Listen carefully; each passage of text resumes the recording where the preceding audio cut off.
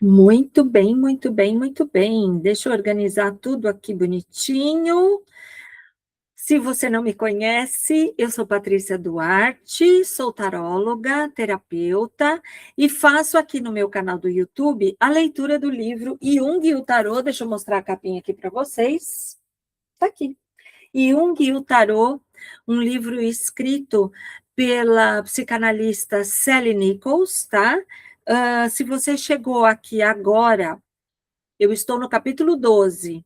Então, tem uma playlist aqui no meu canal, onde eu comecei a ler desde o capítulo 1, tá certo? Então, volta lá se você tem interesse. Se você quer estudar o tarô, se você já estuda o tarô, eu te recomendo muito essa leitura, tá certo? A Sally Nichols, eu vou até falar um pouquinho aqui sobre a autora, né? Esse é um livro da década de 1980. Sally Nichols foi aluna de Jung no Instituto de Zurique. A autora é profunda conhecedora do pensamento junguiano, usando suas teorias sobre individuação, arquétipo, sincronicidade, imaginação ativa. Sally Nichols analisa cada carta do tarô de Marsella, e eu vou explicar para vocês, como uma representação das diferentes etapas da jornada de um indivíduo rumo à transformação e à integração de si mesmo. Eu vou até colocar esse trechinho aqui lá no nosso, na descrição aqui do vídeo, tá? Hoje eu estou no capítulo 12, então veja, tem mais 11 capítulos aí antes desse. Estamos falando dele aqui, o Eremita, tá? Eu sou taróloga, eu trabalho com o tarô de Edward Waite, certo? Então, Edward Waite criou esse seu tarô de Waite mais ou menos 1910, 1920, por aí, e o tarô de Marsella é muito anterior a isso, tá certo? Então, o livro é baseado no tarô de Marsella. Eu vou conforme os capítulos vão passando, eu vou mostrando para você como que é a carta do tarô de Marsella, que eu estou lendo no capítulo, como que é a carta do tarô que eu trabalho. Então, esse é o Eremita no tarô de Edward Waite. E este aqui é o Eremita no tarô de Marsella. Vejam. Acho que dá até para eu colocar aqui a diferença entre um e outro, acho bem bacana aqui colocar para vocês, né?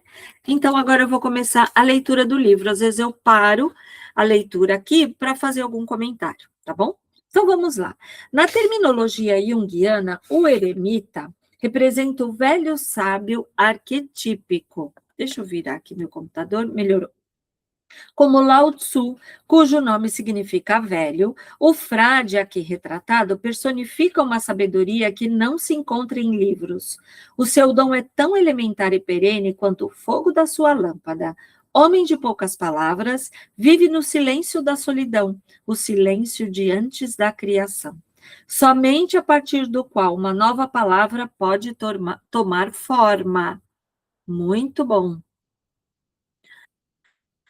Não nos traz sermões, oferece-se a nós. Com sua simples presença, ilumina pavorosos recessos da alma humana e aquece corações vazios de esperança e significação. De acordo com Jung, uma figura assim personifica o arquétipo do espírito, o significado pré-existente e escondido no caos da vida.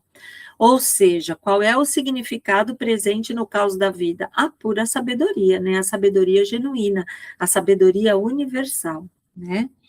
A diferença do Papa, esse mongezinho não está entronizado como porta-voz e árbitro de leis gerais. A diferença da justiça não segura nenhuma balança com a qual possa pesar os imponderáveis. Parece uma figura muito humana que pisa o chão comum e carrega apenas sua lâmpadazinha para alumiar o caminho.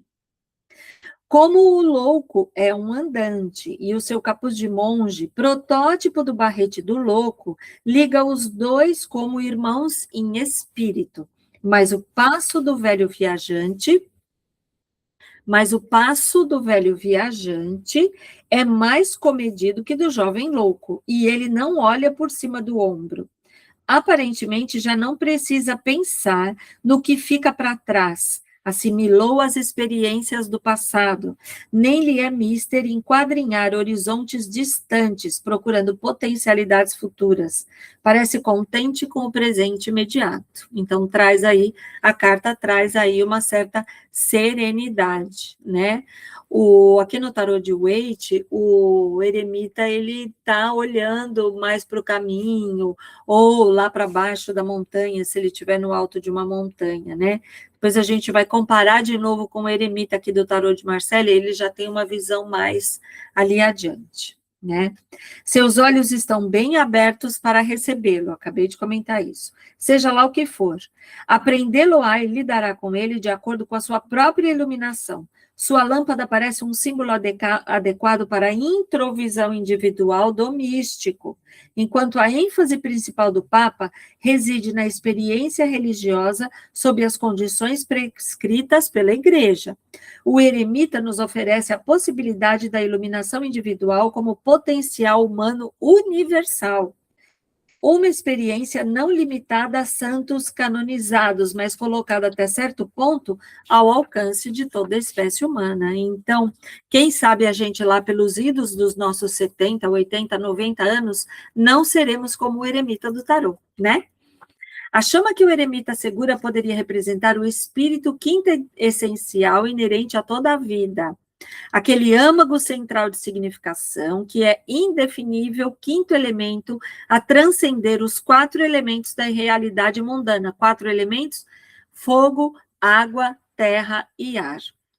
Oferece-nos a luz interior, cuja flama dourada é a única que dissipa o caos e a treva espiritual. Novamente, eu quero fazer aqui uma associação, uma analogia à sabedoria universal, né? Independente de religião, independente da fé religiosa que você professa, é de extrema importância a gente compreender que existe aí uma força poderosa uma força poderosa no universo todo, que nos faz caminhar, né? Que dá movimento, que cria, né? Todo o universo, planetas, etc. Essa flama está parcialmente escondida atrás de venezianas que a protegem dos elementos, e talvez também impeçam que o seu fulgor segue o eremita ou ofusque o que ele encontrar pelo caminho. Ele sabe que o seu lume precisa ser cuidadosamente controlado para ser útil. Contido, poderá aquecê-lo e defendê-lo dos animais. Incontido, o próprio fogo poderá tornar-se num animal rapinante, capaz de devorá-lo e destruir-lhe o mundo. Uma das venezianas da lâmpada do eremita é vermelha cor de sangue, de modo que a luz coada por ela tem toques da cor da humanidade de carne e osso, colorida com a paixão e a compaixão destiladas das experiências de toda a vida. Então, a gente tem aqui, ela está falando aqui no texto da lanterna, né, do eremita. E aí a gente pode voltar aqui, porque, na verdade, lá na carta do eremita do tarô de Marsella, vamos colocar aqui na página que tem todas as cartas, sim. Ela fala de uma flâmula, vocês conseguem ver aqui, olha, a flâmula está bem aqui. É tipo uma bandeirola, né? Tipo alguma coisa assim, que uma espécie de bandeirinha que cai ali, né, vem caindo aqui da parte de baixo da lanterna dele, né? O manto do frade é azul celeste, cor do espírito celestial, tal como se expressa na natureza. O forro do manto é amarelo, o que sugere uma conexão com o ouro dos filósofos. A pepita de significação enterrada profundamente no interior da natureza terrena e da natureza humana. A preciosa substância cuja descoberta e cuja liberação constituíam a meta dos alquimistas, né? Que é transformar o ouro, né? Fazer ali aquela purificação do ouro. Como atesta a chama viva do eremita, ele mesmo atingiu essa meta. Embora possam usar palavras diferentes para expressar as suas finalidades, muitos procuram hoje esse tesouro, assim literal como simbolicamente falando. No nível litoral, o esgotamento da energia e a superpopulação estimularam os cientistas a descobrir novas formas de liberar as forças gigantescas encerradas numa estrutura atômica. Então, todo um estudo aí, né, e que acabou também levando o ser humano à bomba atômica. E o empobrecimento paralelo do espírito humano, com sua consequente privação da energia psíquica, forçou um número cada vez maior de seres humanos em todos os campos a olhar para dentro, a fim de explorar o que Jung denominou o eu não descoberto, com suas reservas de energia primeva e sabedoria antiga. Esta é uma época de busca universal em muitos níveis. Né? Então, ela está falando daquele período lá, e o eremita fala justamente disso. Né, dessa busca universal, tá? Nos mitos e contos de fadas, toda vez que o herói, em busca do tesouro, perde o caminho ou depara com um impasse, o velho sábio costuma aparecer trazendo uma nova luz e novas esperanças. Isso é especialmente verdadeiro sempre que o nosso dilema pessoal repete um impasse semelhante em nossa cultura em geral. Visto que o eremita encontrou dentro de si o que a sociedade ignorou ou perdeu. Quem aqui nunca se aconselhou com um velhinho, com uma velhinha sábia, a sua avó, a sua mãe, o seu pai, uma tia mais velha, né? Uma colega de trabalho que é bem mais velha e tem muito mais experiência e acaba te ajudando, né? Te dando aconselhamentos, vamos dizer assim, orientações. Isso é especialmente verdadeiro sempre que o nosso dilema pessoal repete um impasse semelhante em nossa cultura geral, visto que o eremita encontrou dentro de si o que a sociedade ignorou ou perdeu. Só repetir esse trechinho para a gente retomar. Não foi por acaso, portanto, que na meia-noite cultural do nosso tempo, o eremita do tarô reapareceu de repente como uma estrela para projetar sua luz antiga nos problemas contemporâneos. Posto que o seu reaparecimento possa parecer abrupto, na realidade deveria ter se verificado há muito tempo. Desde a virada do século, os poetas têm visto chegar a escuridão. Há mais de 50 anos, aqui ela cita um trecho de um poema, o trecho de um poema de um autor que chama-se William Butler Yeats. Então, ele avisou. Girando e girando no giro que se amplia, o falcão não pode ouvir o falcoeiro. As coisas se esboroam, o centro não se aguenta. A mera anarquia está solta no mundo. A maré escura de sangue está solta e em toda parte. A cerimônia da inocência se afogou. Aos melhores falta convicção, ao passo que os piores estão cheios de apaixonada intensidade. Olha, na década de 80, ela disse que esse texto foi publicado 50 anos antes, então, mais ou menos há uns 100 anos atrás. Se você já está acompanhando essa leitura desse livro comigo aqui, já as outras cartas, os outros capítulos, você vai me ouvir muito falar sobre padrões que se repetem. Interessante esse poema surgir agora nesse período e que a gente pode, de repente, ir buscar na história, né? Histórias que se repetem aí,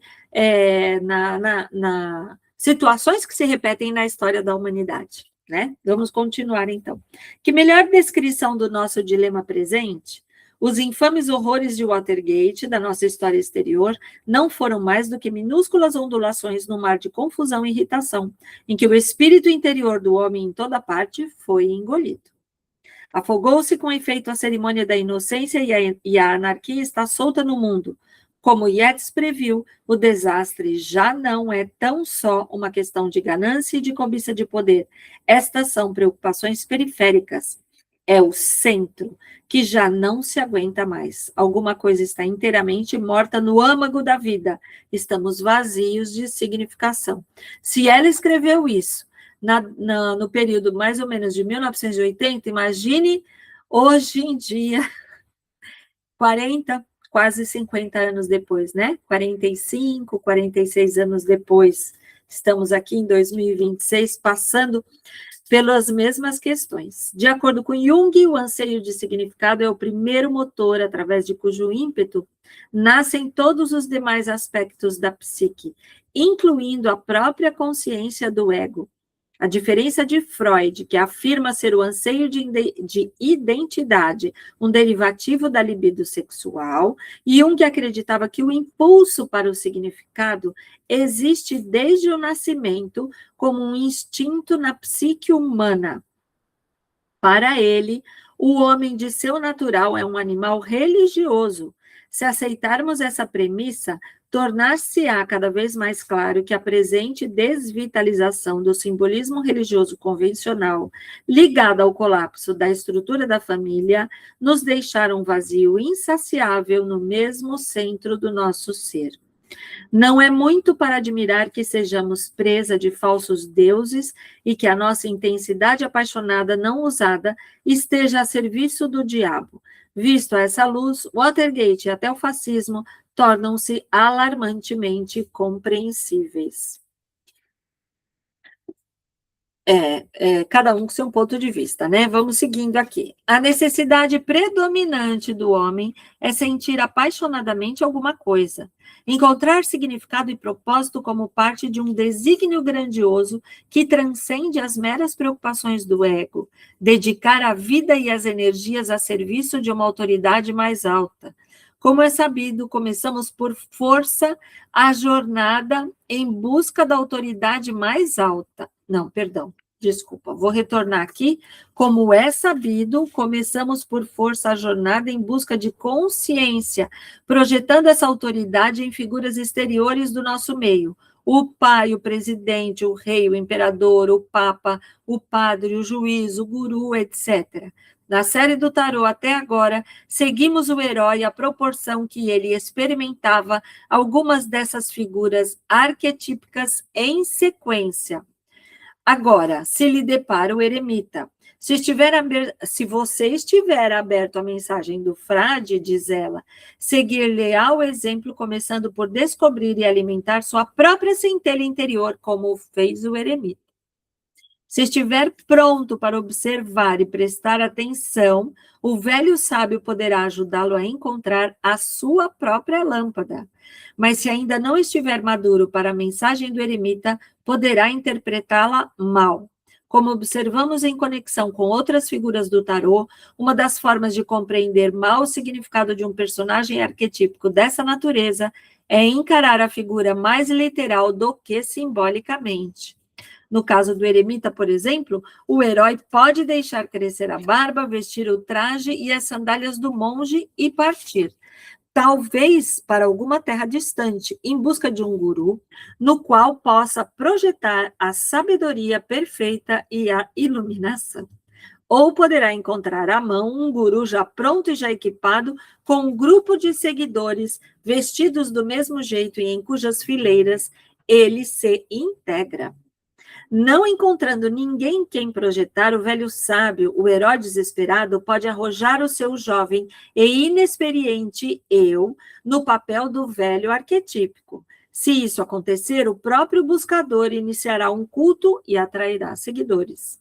Ou esmagado pelo fardo de um papel arquetípico que se acha desaparelhado para carregar, poderá retirar-se da vida.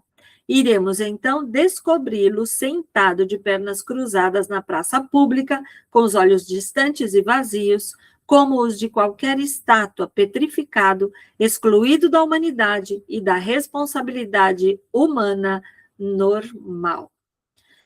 Acho que os nossos tempos está cheio de buscadores, né? A nossa identificação com qualquer arquétipo em qualquer idade pode ter consequências desastrosas. Podemos inflar a berrar da escala das dimensões humanas ou, esmagados pelo peso do impossível, ser reduzidos a uma depressão vegetativa. Em qualquer caso, se distorce a nossa substância humana. O fato evidente é que o personagem arquetípico é sobre-humano. Nunca podemos ser uma figura arquetípica. Nenhuma tentativa nesse sentido tem a menor probabilidade de dar certo.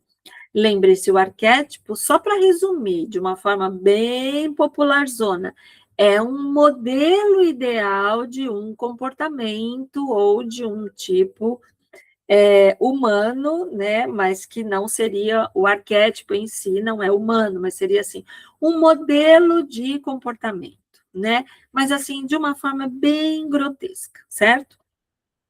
O fato evidente é que o personagem arquetípico é sobre-humano. Nunca poderemos ser uma figura arquetípica. Nenhuma tentativa nesse sentido tem a menor probabilidade de dar certo e tem elementos de tragédia. Mas quando um jovem substitui o barrete do louco imprevidente pelo capuz e pela carranca do eremita, o resultado parece duplamente triste, pois se diria que ele não somente visou o impossível, mas também descurou no processo das áureas potencialidades que pertencem propriamente à juventude, como se o seu calendário interior não tivesse tornado de um jeito ou de outro muito embrulhado. Naturalmente, porém, é o nosso calendário e a nossa cultura externa que estão virados para o lado errado. É o nosso tempo que está desconjuntado. Na confusão atual, a procura do velho sábio, que poderia ajudar-nos a endireitar as coisas, fez de todos nós tantos Hamlets, num minuto, brandindo a espada irresponsavelmente, e no momento seguinte, enterrados em solilóquios conflitantes. Todos nos sentimos vagamente tentados a achar, maldito rancor, que só nós nascemos para endireitá-lo.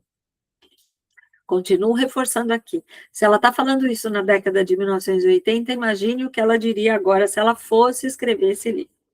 Os seres humanos de todas as idades flutuam no pântano cultural e separados do Deus em seu interior. Procurarão o espírito em toda parte, frequentemente em lugares profanos, como revelou a Alemanha de Hitler, quando defronta com uma confusão. Muita gente procura apanhar o primeiro uniforme oferecido e sai marchando em passo de ganso para salvar o mundo. Quem entende aqui um pouquinho de história lembra que a gente estudou exatamente isso na escola, né? Que todas as guerras, em certo sentido, são guerras santas é axiomático. É igualmente verdadeiro que até o manto de um monge ou de um guru pacíficos tem a possibilidade de se converter num uniforme tão mortal quanto qualquer decreto do governo. Sim, muito cuidado com os messias que compartilham do nosso mundo nesses idos de 2026. Procuramos o velho sábio porque pertence à nossa natureza instintual fazê-lo, e somos impelidos para ele pelos temores e ansiedades da civilização moderna. Um dos mais coativos dentre eles, como observou W. H. Auden, é o terror do anonimato. Em seu poema The Age of Anxiety, Auden caracterizou a nossa época e falou por todos nós quando disse: lembre-se, nossa época final, né, ali, final do século XX, né? Tá aqui a tradução. Os temores que conhecemos são de não conhecer. O cair da noite virá trazer-nos alguma ordem medonha. Abra uma loja de ferragens numa cidadezinha. Ensina a ciência a vida inteira. Meninas progressistas? Está ficando tarde. Seremos chamados algum dia? Somos simplesmente não desejados para nada? É claro que temos sido solicitados em muitas ocasiões. Há alguém aí? O famoso viajante de Walter Delamare fez essa pergunta meio século atrás, novamente. A todos nós tem se deparado a mesma pergunta em várias ocasiões de nossa vida, mas ninguém, creio eu, captou o drama e o mistério dessa confrontação de maneira mais pungente do que Lamare. Vem aí a tradução. Há alguém aí? Perguntou o viajante, batendo a porta banhada de luar. E o seu cavalo, no silêncio, esmoeu ervas. Do chão de esmoeu as ervas do chão de samambaias da floresta.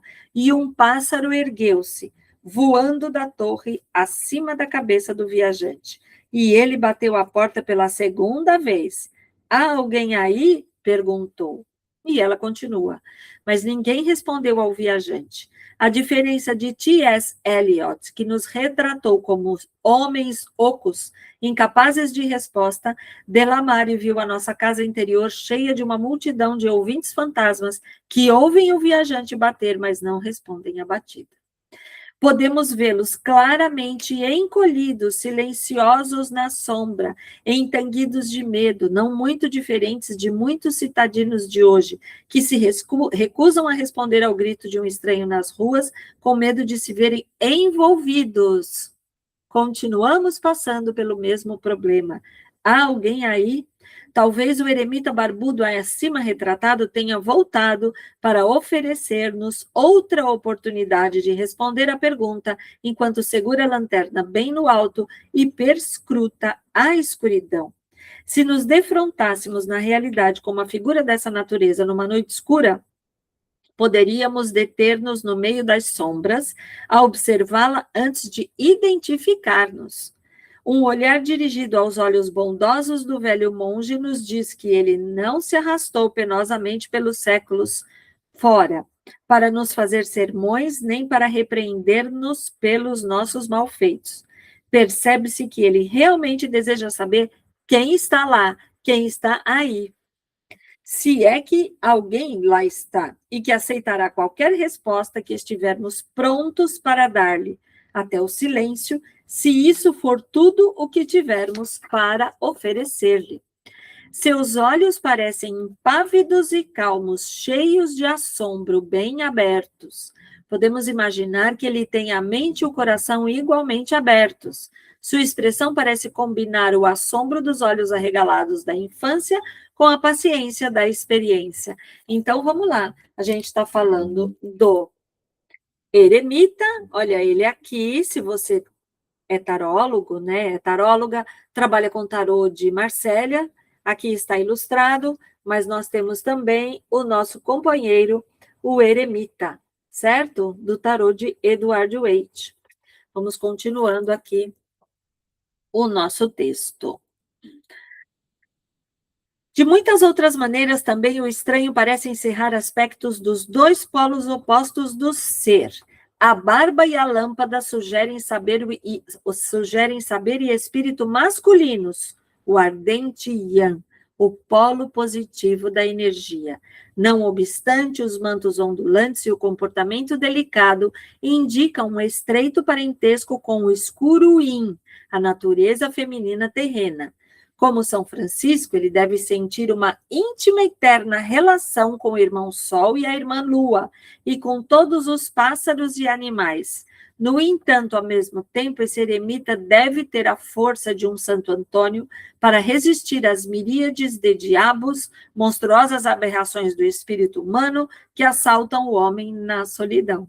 Talvez o velho sábio tenha voltado para ensinar-nos a arte esquecida da solidão. Porque na solidão, meu ponto de vista, na solidão tem muito aprendizado, né? Requer-se muito aprendizado. Hoje em dia, a noção de que somos uma multidão solitária converteu-se em clichê. Os psicólogos nos contaram que mascararam o nosso pétreo isolamento com uma espúria e compulsiva unicidade que tem escassa conexão com o relacionamento humano. Mostram-nos que defendemos nossas fracas inseguranças com a armadura da conformidade social. Às vezes podemos ver as introvisões aterradoras dramatizadas de um jeito que nos arrepia os ossos. Presos num vagão de metrô ou num engarrafamento de trânsito durante o que denominamos eufemisticamente hora de pico. Vemo-nos de repente participando de uma horda de zumbis sem rosto, imobilizados num solitário encarceramento público, encerrados no próprio símbolo de status, armados contra todo e qualquer contato humano e, todavia, protegidos contra o estar realmente sós. Vejam, né? Mais uma vez, eu quero, a todo momento, sempre colocar para vocês como que as coisas se repetem na humanidade, né? Como as coisas se repetem na humanidade. Sendo uma nação de extrovertidos, voltamos-nos naturalmente para a terapia de grupo como antídoto ao isolamento. Cheias de esperança, coragem, almas timoratas, programam-se em torno do circuito de dinâmica de grupo, submissas desde os encontros de fim de semana até a consciência corporal, desde as lições de alegria até a meditação em grupo e vice-versa. Em cada estação dessa estéril peregrinação, os perdidos se detêm tristemente para perguntar uns aos outros: quem sou eu? Toque-me, sinta-me, reaja a mim, diga-me quem sou. Teremos acaso aberrado tanto do nosso âmago interior de ser que só existimos em relação a outros? Parece-nos cada vez mais difícil aceitar o caminho solitário para a autocompreensão, a arte da individuação, de nos tornarmos o nosso único eu. Como o nome implica, uma experiência intensamente pessoal e, por vezes, uma experiência solitária. Não é um fenômeno de grupo. Envolve a tarefa difícil de desenrolar nossa própria identidade da massa da espécie humana. Para descobrir quem somos, precisamos finalmente recolher as partes de nós mesmos que projetamos sem perceber em outros, aprendendo a encontrar bem no fundo de nossas próprias psiques, da nossa própria alma, os potenciais e deficiências que anteriormente só víamos nos outros. Então, é sempre importante. Se você vê algo que te incomoda no outro, traz para você, olha para você, né? Isso é um trabalho terapêutico muito forte, mas ajuda bastante. E se você se reconhece em alguém, olha, eu gosto tanto daquela pessoa, essa pessoa é assim, provavelmente aquela virtude que você vê naquela pessoa tem em você também. E você não presta atenção, não dá conta. A gente veio já de um ensinamento e vive uma sociedade onde o outro tem muito mais valor que a gente. A gente precisa fazer esse aprendizado ao contrário, né? Todos nós somos valorosos, então deixa eu ver qual é o meu valor, como eu posso contribuir na minha vida com o que eu tenho de bom, de positivo, né? Tal reconhecimento será facilitado se pudermos nos retirar da sociedade por breves períodos e aprender a receber com agrado a solidão. Muita gente vai para retiros, né? Retiros de fim de semana, retiro no feriado prolongado, faz ali retiro, encontro de meditação, fica em contato consigo próprio. Então, isso traz um grande aprendizado, né? De si próprio. Eu digo, um aprendizado de si próprio. Como que a título de compensação, tais períodos de introversão são geralmente acompanhados de uma vida imaginativa vigorosa, uma vez que precisamos de companheirismo exterior, os personagens do nosso mundo interior tomam conta do palco. Tais personalidades aparecem a miúde como entidades vívidas, engajam-nos num diálogo animado, exigem que lhes pintemos os retratos ou que lhes contemos as histórias em palavras. Às vezes, cantam para nós, trazendo canções novas e encantadoras. Aqui, o eremita pode ser de alguma ajuda. Se inchados com tamanho fluxo de inspiração criativa, tentamos elevar-nos acima dos nossos semelhantes, ele pode trazer-nos de novo para baixo, para o chão, e ajudar-nos a escolher, desse fogo de ouro, a chamazinha que se ajusta à nossa lâmpada humana singular. Autoconhecimento é tudo sempre. Hoje, quantidades cada vez maiores de pessoas desencantadas com a aridez espiritual da nossa paisagem exterior e com a coletividade impessoal da nossa sociedade presente estão procurando conscientemente a luz escondida no íntimo. E há provas de que os seres humanos, de um modo geral, estão prontos para receber de braços abertos novas oportunidades de introversão do que as que a nossa cultura encoraja ou propicia. Por exemplo, diz ela, estudos recentes mostram que a maioria das pessoas que viajam por estrada de ferro com bilhetes de assinatura resiste às tentativas de se cotizarem para viajar de automóvel ou de proporcionar um serviço de trânsito mais rápido, porque dizem o tempo que passam indo e vindo do trabalho para casa e de casa para o trabalho é a única oportunidade que tem de estar só. Muito bem. Talvez com a ajuda do eremita nos atrevamos a oferecer a nós mesmos e a outros oportunidades de introversão criativa em condições mais favoráveis. Tais períodos de solidão não são mórbidos nem antissociais. Podem desenvolver-nos ao mundo com renovada energia para a ação e um sentido mais aguçado da nossa própria identidade e do nosso papel especial em relação ao mundo.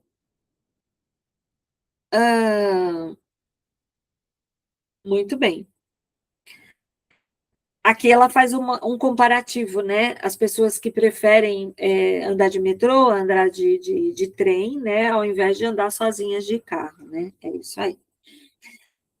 Ela cita aqui um livro que chama Ego e Arquétipo. O autor é Edward Edinger. Discute o significado da palavra solitário, tal como é usada num dos evangelhos gnósticos. Assinala que no grego original a ideia de solteiro ou solitário pode também traduzir-se por unificado. A título de ilustração, cita o passo seguinte do evangelho de Tomás. Jesus disse: eu digo isso. Quando uma pessoa se encontra solitária, estará cheia de luz, mas quando se encontra dividida, estará cheia de trevas.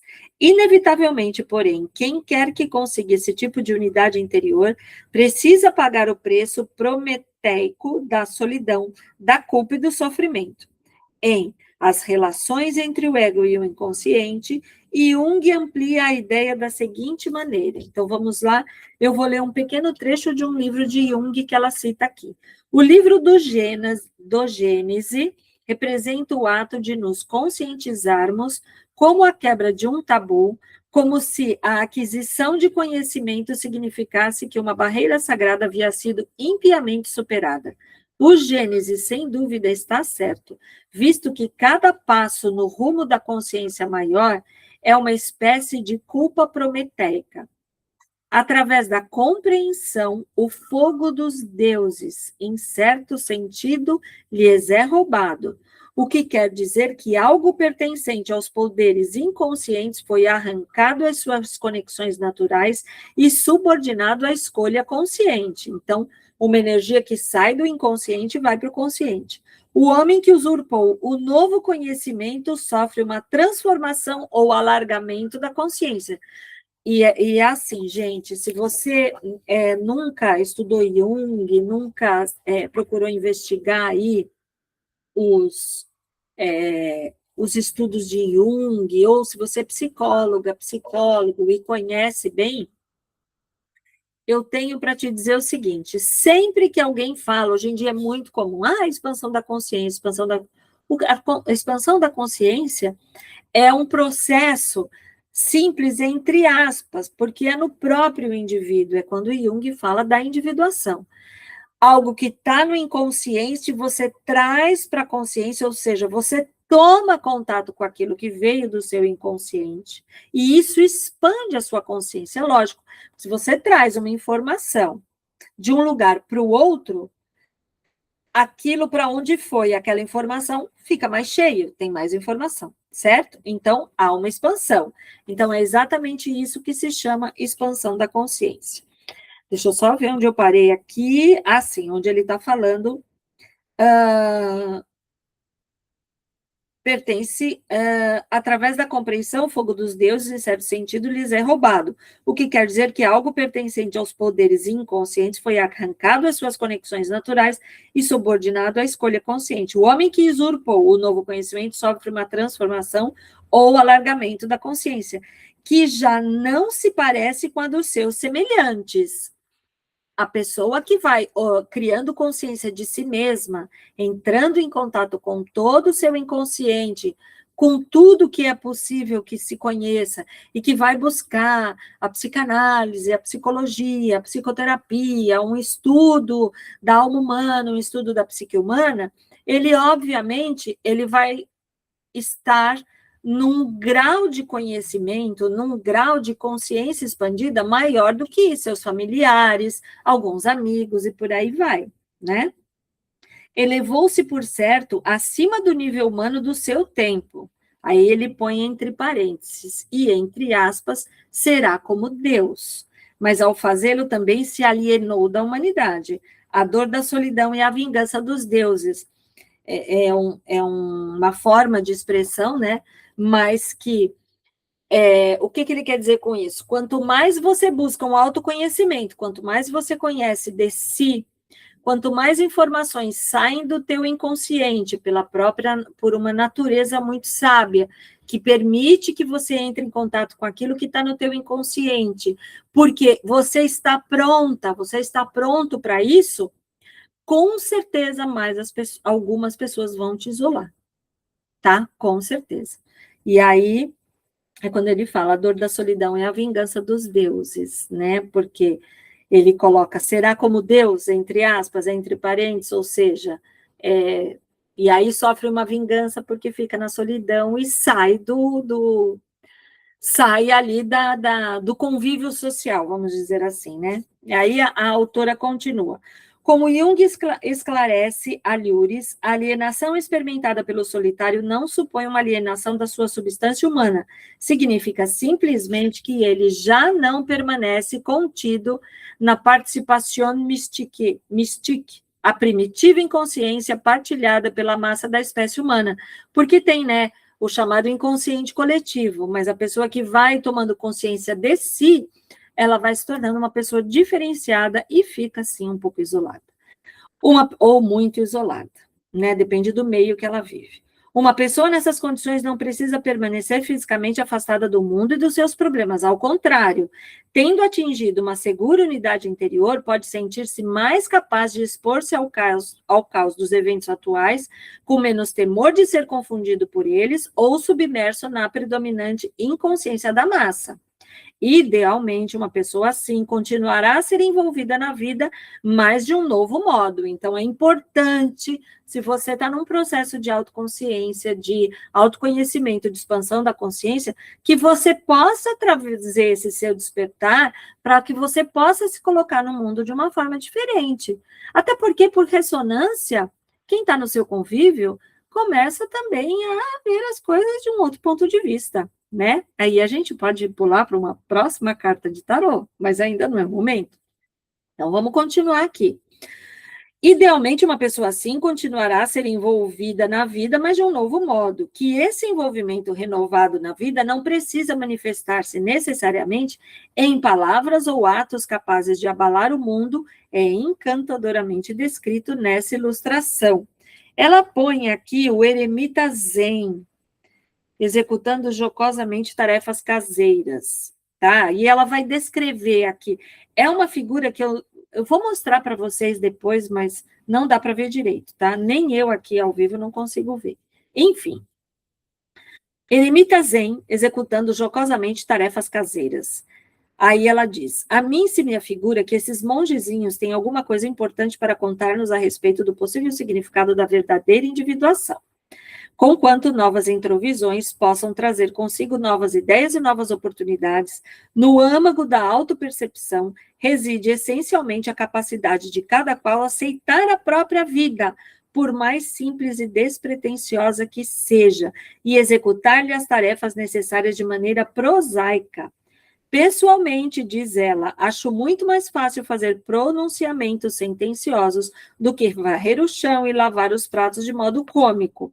No sentido anteriormente descrito, aquele que atingiu um grau qualquer de autocompreensão é um solitário em relação ao curso geral da espécie humana e está destinado a permanecer assim até que outros, cada qual a seu tempo e a sua maneira, atinjam uma fase semelhante de iluminação, que foi o que eu falei, né?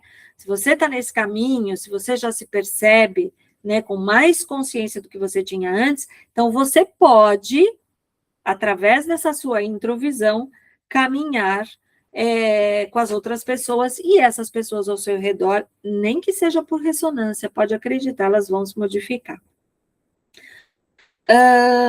Onde eu parei? Pessoalmente, acho, no sentido anteriormente descrito, cada qual ao seu tempo, à sua maneira, isso aí.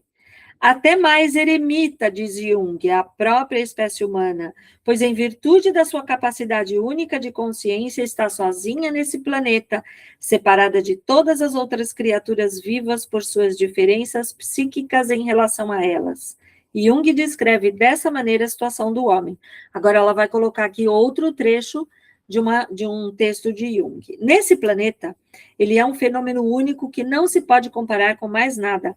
A possibilidade de comparação e, portanto, de autoconhecimento só surgiria se ele pudesse estabelecer relações com mamíferos quase humanos que habitam outras estrelas, outros planetas.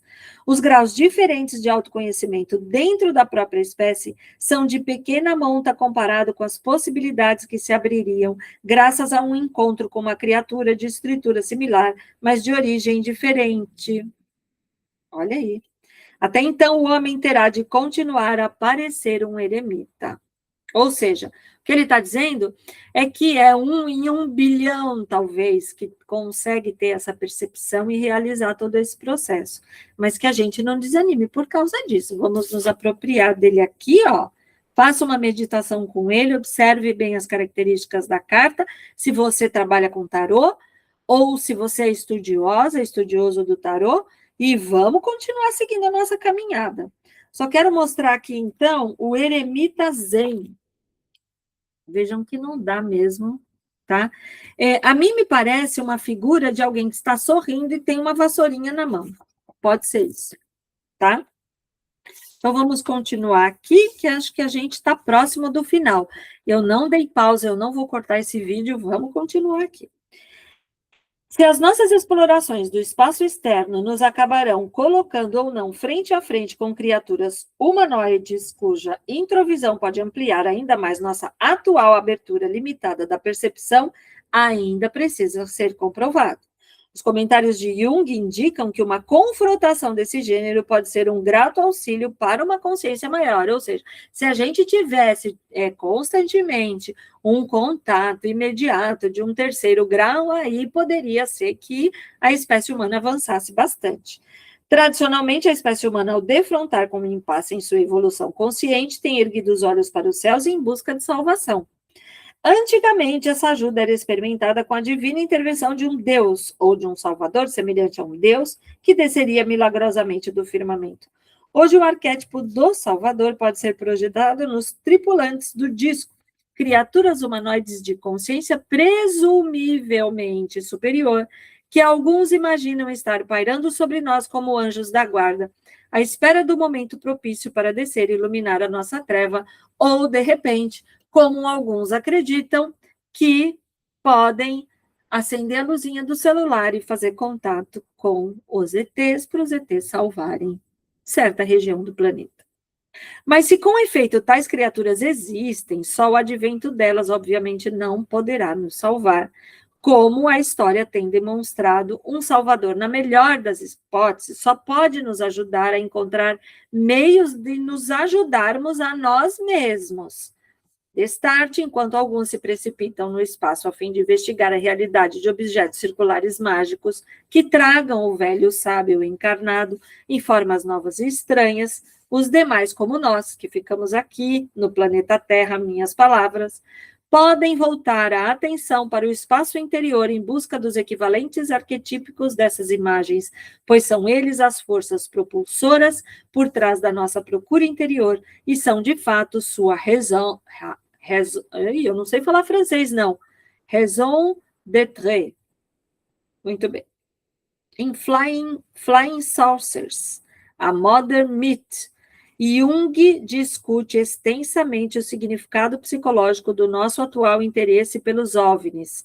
Enfatiza a ideia de que, pondo de lado a possibilidade de existirem ou não, na realidade, esses objetos circulares, já é um fato de considerável importância psicológica, que seres humanos em todo o mundo relatem ter visto tais objetos nos céus e experimentado a sua presença em sonhos e visões. Eu sinceramente, colocando aqui o meu ponto de vista, eu acharia um desperdício um universo que não tem um tamanho específico e que está em constante crescimento, não ter vida em outras esferas planetárias. Somos um microscópico planetinha como é que falam? No subúrbio de uma das bilhões e bilhões de galáxias que existem no universo. E não ia ter uma inteligência tão superior assim, como é essa inteligência que rege tudo, né? Mas rege também através do seu, do meu, do nosso livre-arbítrio, da nossa opção de escolha a todo momento, que a gente pode fazer essas transformações. Não ia deixar a vida só aqui. Desculpa, tá? Respeito seu ponto de vista, mas é o meu ponto de vista. Comparando o OVNI à mandala, a roda do sol e aos olhos de Deus, Jung prossegue. Mandala, roda do sol, olhos de Deus são ferramentas, tá? E aí vocês podem buscar no Google, na internet, enfim. Então, agora eu vou ler outro trecho aqui de um texto de Jung. No nível antigo, por conseguinte, os OVNIs poderiam ser facilmente concebidos como deuses. São impressionantes manifestações da totalidade cuja forma simples, redonda, retrata o arquétipo do eu, o qual, como sabemos por experiência própria, desempenha o principal papel no unir opostos aparentemente irreconciliáveis e, portanto, se acha em melhores condições para compensar a divisão de espírito da nossa época, tem um papel particularmente importante para desempenhar entre os outros arquétipos no sentido de ser, em primeiro lugar, o regulador e ordenador de estados caóticos, dando à personalidade a maior unidade e totalidade possível, tá? Tem um livro, se não me engano, já vou até deixar aqui, que o título é Eram os Deuses Astronautas. Eu, assim que possível, vou procurar adquirir esse livro. Dizem que é muito, muito, muito bom, muito interessante, vale a leitura. E eu, de repente, posso me comprometer com vocês. Eu gostaria de ler um outro livro depois desse, mas eu posso dar continuidade aqui a esse livro, Eram os Deuses Astronautas. Se não me falha a memória, é neste livro que é citado pelo autor que muito de um caminhar aí dos nossos antepassados, né? Quando surgiu aí o primeiro hominídeo, tal, teria tido ali a intervenção de alguns moradores de outros lugares dentro do espaço. A ver, né? Encarando o fenômeno do OVNI como compensação para a nossa cultura orientada para o grupo, diz Jung. Só um parênteses aqui. Lembrando que a gente está falando da carta do eremita, e o eremita é aquele velho sábio que a gente busca em figuras do nosso convívio, ou por indicação de alguma amiga, algum amigo, busca o tarólogo, busca a taróloga também, na intenção de receber um pouco de sabedoria. Quem é da Umbanda gosta de ir no centro espírita conversar com a pretinha velha, com o pretinho velho, e é justamente esse o arquétipo, tá? Mais uma vez, Jung, os sinais aparecem nos céus de modo que todos o vejam. Recomendam a cada um de nós que não nos esqueçamos da nossa própria alma e da nossa própria totalidade, porque essa é a resposta que o Ocidente deve dar ao perigo da propensão para a massa. O eremita do tarô, agora a autora. O eremita do tarô, portanto, pode simbolizar a espécie humana, o solitário viandante sobre a terra, que carrega apenas a lâmpadazinha da consciência presente, a fim de iluminar a sempre crescente propensão para a massa, que ameaça avassalar o mundo. É o quê? É a massa de manobra, a grande massa, e aí você, sabe, só pode pensar daquele jeito, não pode pensar diferente, só pode ter aquele ponto de vista, não pode ter ponto de vista diferente. Sigamos. O homem se acha no limiar de uma revolução potencial da consciência humana. Talvez a ajuda desse, em verdade, dos céus, talvez só possa ser encontrado nas constelações celestes do seu próprio ser interior, né? Então, vamos abrir a nossa mente em todas as instâncias, sobre todos os aspectos. O número 9 do eremita reflete muitas ideias expressas aqui. Só, supremo entre os dígitos simples, o 9 representa a altura do poder de um número que o número simples pode alcançar. No contexto dos comentários de Jung, o número 9 se nos depara como símbolo do pico da consciência atingível pelo eremita, pelo homem, até poder defrontar outra criatura de capacidades perceptivas similares, ou até poder descobrir dentro da própria psique dimensões da consciência até então desconhecidas, que foi aquilo que eu falei anteriormente. Em algarismos arábicos, o número 9, escrito como um círculo com um número 1 à guisa de cauda, pressagia o número 10, em que a energia contida no círculo celeste desce à Terra a fim de ficar ao lado do número 1, formando assim nova configuração que inicia novo ciclo de dimensões dilatadas. Então, ele está falando que o 9 seria o fim de um ciclo. Quando isso acontecer psicologicamente, a atual chamazinha da lâmpada do eremita será, sem dúvida, transformada numa iluminação de proporções cataclísmicas. Em nosso planeta, o 9 é também o número da gestação humana, período de preparação necessária à criação de um novo eu humano. Parece que a nossa época é de preparação e gestação. Até que cada um de nós tenha acesso à própria lâmpadazinha, poderemos perfeitamente ser cegados ou destruídos por um influxo demasiado súbito de iluminação celestial. A ver. Historicamente, também o número 9 está ligado à ideia de gestação e iniciação. Apolônio de Tiana, o neoplatônico grego, considerava um número sagrado. Seus discípulos usavam-no como amuleto e punham de lado a 9ª hora como tempo de silêncio. Ele proibia os seguidores de mencionar o número 9 em voz alta. Os mistérios eleunísios iniciavam candidatos por um período de 9 dias. Os romanos, para os quais o 9 também representava um papel iniciatório, celebravam uma festa de purificação para toda criança do sexo masculino no 9º dia após o nascimento. Enterravam seus mortos no 9º dia e faziam uma festa chamada novenália, de 9 em 9 anos, em memória do morto. Olha só, é tudo, né, diferente, mas é igual. Esse costume repete-se hoje nas novenas católicas, serviço de oração celebrado durante 9 dias consecutivos, em que se reza para que a alma seja tirada do purgatório. Hoje em dia as novenas já são para outras coisas também, né? A pessoa que queira atingir algo, né? Um objetivo, tal, ou pedir uma proteção e por aí vai, né? Matematicamente também o 9 tem qualidades misteriosas, pois sempre volta a si mesmo. Então aí a gente pode ver ali a tabuada do 9, as somatórias do 9 e tal. Então, por exemplo, se você somar de 1 a 9, vai dar 35. E aí você soma 4 mais 5, vai dar 9. De forma semelhante, 9 mais 9 é 18, que é igual a 9. E 9 multiplicado por cada dígito de 1 a 9 produz um resultado que se reduz a 9. É fácil compreender por que o 9 é o número de iniciação.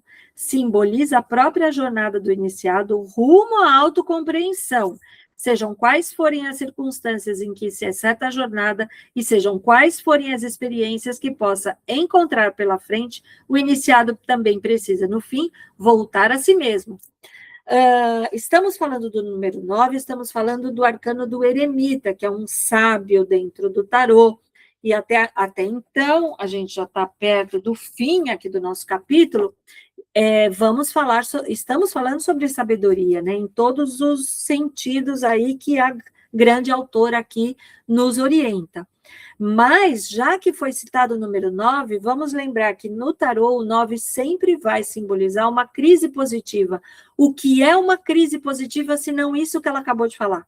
Né? Então, eu vou até repetir e grava esse nomezinho, crise positiva. É fácil compreender porque o 9 é o número da iniciação, simboliza a própria jornada do iniciado rumo à autocompreensão. Crise positiva, autocompreensão. Sejam quais forem as circunstâncias em que se exceta a jornada e sejam quais forem as experiências que possa encontrar pela frente, o iniciado também precisa, no fim, voltar a si mesmo. Olha para você, o que você precisa desapegar? Neste momento que você está ouvindo ou assistindo esse vídeo, o que você precisa desapegar na sua vida, abrir mão, encerrar ciclos? É o 9, tá? Como no caso de todas as figuras arquetípicas, se não dermos atenção voluntária à sua mensagem, poderemos ser forçados a fazê-lo. Por exemplo, o fato de deixarmos de responder o chamado do eremita para introversão pode resultar na solidão e no isolamento forçados por uma moléstia física ou mental. Ó, mas se pudermos observar e prestar atenção, vamos aprender com o velho sábio a arte da retirada voluntária da sociedade e a capacidade de efetuar uma suave transição de regresso ao mundo quando chegar o momento de voltar. Olha, tem tantos na história humana, tantas personalidades, tantas pessoas, tantos seres humanos que se retiram da sociedade e voltam mais sábios, todos, né? Num trecho aqui, eu já citei que é uma fala de Jung, onde ele fala do livro da Gênese.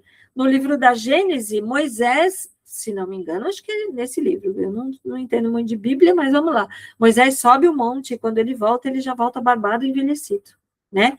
Eu sei disso porque eu assisti, quando era criança, um filme no cinema que minha mãe levou a gente para assistir, que é aquele 10 Mandamentos, com aquele ator famoso de Hollywood, e foi na época que esse filme foi lançado, acho que nos anos 60, talvez, ou mesmo nos anos 70, quando eu era criança, que ele foi um sucesso de bilheteria, porque ele tinha muita técnica, né, muita tecnologia cinematográfica para fazer o filme, enfim, né, é isso aí, tá? Quando o mundo exterior exigir nossa atenção, não seremos apanhados em negra introversão, como um urso que estivesse hibernando em alguma caverna escura, nem seremos compelidos à extroversão forçada, usando constantemente a máscara risonha do estalajadeiro, porque a nossa verdadeira identidade ainda se acha escondida e inexplorada na caverna do nosso ser, ou seja, vamos nos conhecer, vamos saber o que é bom para a gente, o que traz crescimento quando a gente escolhe aquilo. É bom, porque às vezes o que é bom para a gente não é bom para o outro e vice-versa. E a gente acaba seguindo ali. Eu vou fazer que nem fulano de tal, mas é bom para o fulano de tal, para você é.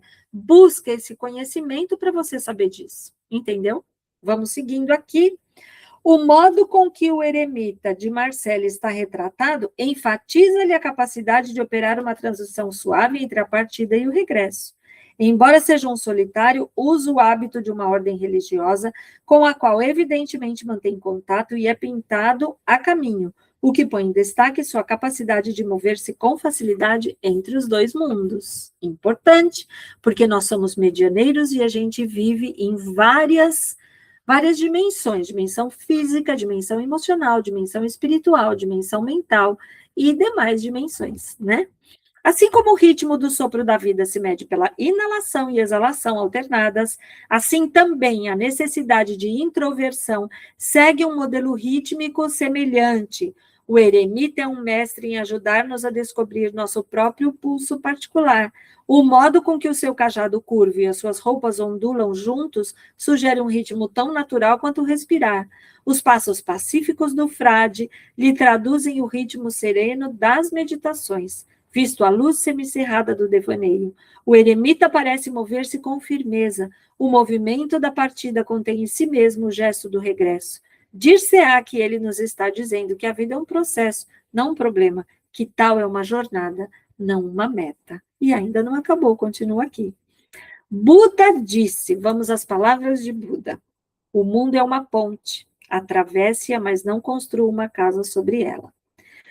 Com a lanterna para guiar seus passos, agora voltamos para a autora. O eremita não precisa de casa, não está sobrecarregado de propriedades pessoais. Hoje, muitos lhe emulam a liberdade de utensílios domésticos estorvantes, largando as acumulações de toda uma vida. Mudam-se para lares móveis, tendas de campanha ou furgões e demandam as matas na esperança de recapturar a serenidade de uma cabana perdida. Infelizmente, não nos é fácil livrar-nos dos nossos fardos psicológicos. É aquela máxima, né? Vou mudar para outro país, ou para outro lugar, que seja. Estou cheio de problemas. Os problemas vão com você, né? Então, fica aí. A história seguinte pode ser ilustrativa. Refere-se a um rapaz diligente que, tendo se despojado de todos os seus bens terrenos, cruzou o oceano com a finalidade de consultar um famoso guru.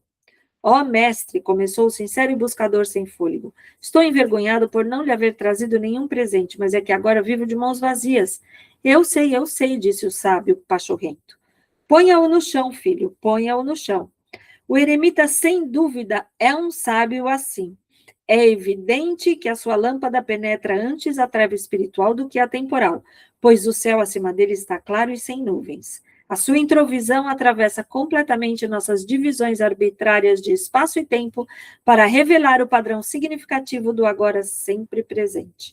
Ele vê tão profundamente o presente que aclara todo o tempo, o passado, o futuro e as suas relações recíprocas.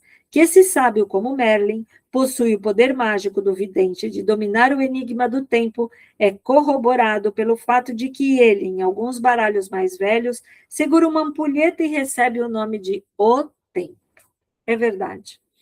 Esse viajante está usando a lâmpada para clarear a própria escuridão. É evidente que a sua luz brilha para outros também, mas não deliberadamente. Se outras vidas são iluminadas pela sua passagem, é porque ele ajudou no único modo, talvez, com que um ser humano pode ajudar um outro ser humano, sendo plenamente ele mesmo, o que eu falei lá atrás, por ressonância. Se você cresce, quem está à sua volta e está no momento, começa a ter um despertar. Para mim, esse velho sábio ilumina a sabedoria de uma oração frequentemente mal interpretada e normalmente atribuída aos cacres. Deus me livre de ser prestimoso. Hoje, mais talvez do que em qualquer outra época anterior da história, estamos palmilhando um chão totalmente novo. Em nosso mundo não há caminhos fixos, não há iluminação central utilizável por todos. Cada um de nós tem de encontrar um jeito de acender a própria centelha, a própria luz.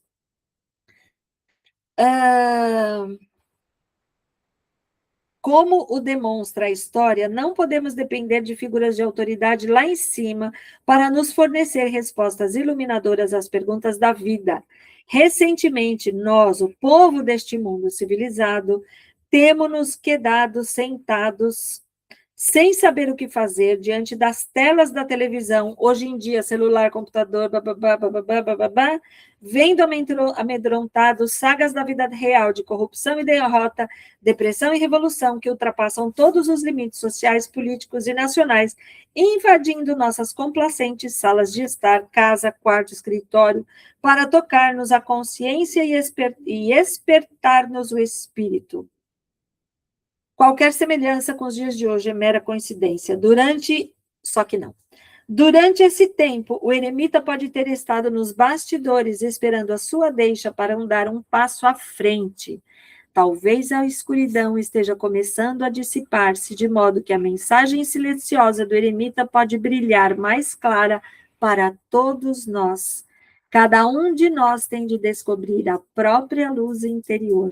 No momento em que entregarmos nossa introvisão, nossa visão de dentro, e responsabilidade a algum imaginado grande irmão, aqui ela faz a alusão ao grande irmão do livro 1984, que é bem desse período, Big Brother, se você gosta de TV, seja líder político, praticante de algum culto, psicólogo ou guru, cuidado, muito cuidado nos dias de hoje.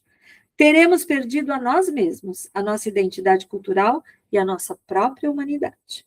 Se não o conseguires de ti mesmo, aonde irás buscá-lo? Fica aqui uma pergunta que ela colocou em negrito. Essa antiga pergunta soa alto em nossos ouvidos, talvez mais do que nunca. Precisemos compreender que a luz que procuramos não é uma chama já pronta, que algum dia nos será trazida do espaço externo num disco voador. Não acenda luz do celular para chamar ET. Por favor, acorde, desperte. Precisamos alimentar a compreensão de que o Espírito Santo não é alguma coisa fora de nós, alguma coisa que, se tivermos sorte, vamos alcançar um dia. O Espírito é antes uma minúscula chama, criada de novo por cada ser humano em cada geração. Com cada respiração, agitamos o pneuma, recriamos o Espírito. O Christus é gerado, não feito. O que quer dizer que ele, com E maiúsculo, acaba de nascer em todos nós. Prometeu foi uma figura mitológica, né? Roubou o fogo original do céu e trouxe-o para a espécie humana. Gosto de pensar que o eremita está devolvendo parte do fogo sagrado ao seu manancial. É isso que faz cada um de nós quando recria o Espírito. Há alguém aí? O eremita está esperando a nossa resposta. Fim do livro. Aqui eu vou deixar a imagem do eremita que eu trabalho, que é o eremita de Edward, criado pela Paula Smith Coleman, se não me engano, Paula Coleman Smith, a ilustradora deste baralho de Edward Waite. Fico aqui, me despeço do capítulo 12 desse livro Jung e o Tarô, me despeço do eremita, me despeço de você, se você quiser adquirir esse livro, leia-o, né? Eu tento, de alguma forma, compartilhar aqui essa leitura integral, com alguns comentários pessoais. Ponto de vista, eu acabo sempre colocando algum ponto de vista meu, você vai ter o seu e tá tudo certo, né? E nos vemos no próximo capítulo, capítulo 13, A Roda da Fortuna. Um beijo no coração. Fique bem e até a próxima.